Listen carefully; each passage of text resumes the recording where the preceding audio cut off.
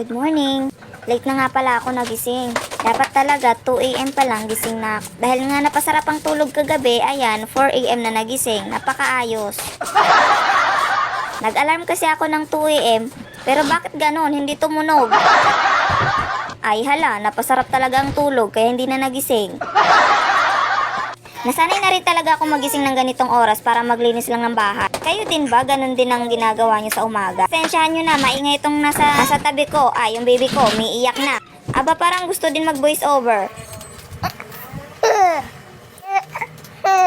Aba, napakaayos. Siya na daw ang mag-voice over.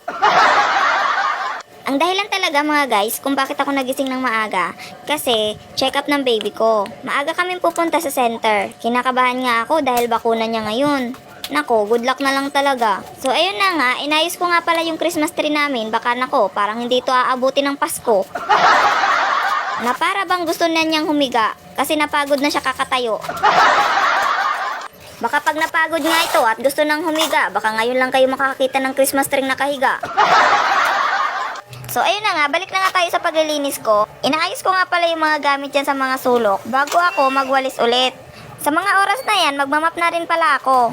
Minamadali ko na nga yan kasi baka magising yung baby sa taas, hindi na ako makakilos. Alam kong relate kayo sa ginagawa ko. Ganito talaga ang buhay nanay. Lahat gagawin habang tulog pa yung mga baby. Dahil kapag di ka kumilos ng mabilis, ay nako, ewan ko na lang talaga kung may magagawa ka pa pag nagising na yung baby mo.